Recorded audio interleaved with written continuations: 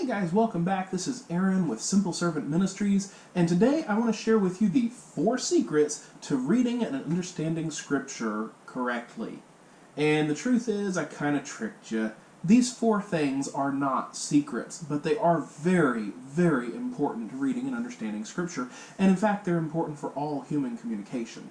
So a super nutshell version of this idea is that first, in order to understand any human communication, we have to understand that if one person is talking to another person, we are a third party. So let's use a super quick example. I'm sitting at a table with another married couple, and it's me listening in on this conversation that they're having between themselves. And they're talking about whether or not to buy a house. And the husband's ready, the wife isn't quite sure yet, so they're having a discussion on whether or not they want to put a down payment on the house. So the wife says, you know what, let's do it. Just go for it.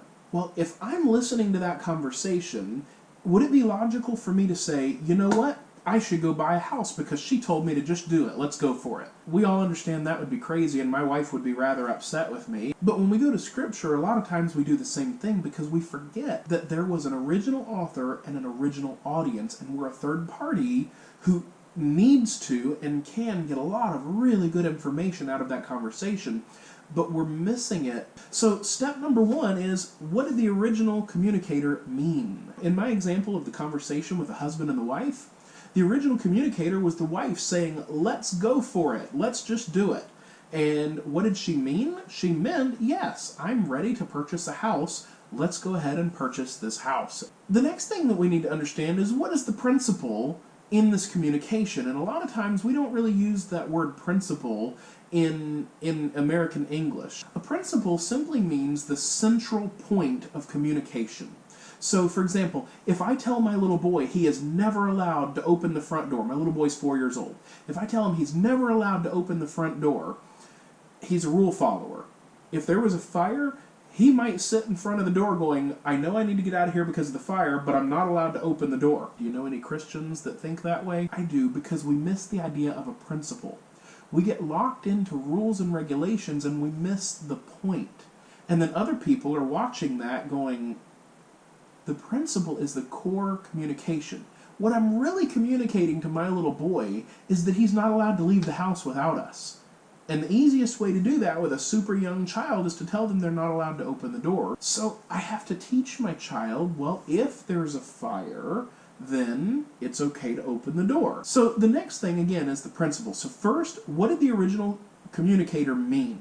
Second, what is the principle? Well, the principle of my example with the couple talking about buying a house is they need to be on the same page before they make a major purchase. And by the way, if you don't understand that principle, you need to be on the same page before you sign papers. The next thing, what are the differences between that original audience and myself as the third party? Well, in the example of the couple talking about buying houses, I'm not married to them. I'm not married to them. I'm not married to that couple. I have my own wife. So the difference is they're making a decision for their family, and I am not part of that family even though I'm friends with them. That's a big difference. So then the 4th step is, what do I do with this information? Well, in the example of the couple talking at the table, what I need to do with that information is realize, hey, if I want a successful marriage, I need to be on the same page with my wife when making big decisions. And truthfully, I need to be on the same page all the time, but especially when making big decisions. Again, let's recap. What did the original communicator mean? What is the principle, the central core of what they're trying to communicate, regardless of how it's applied?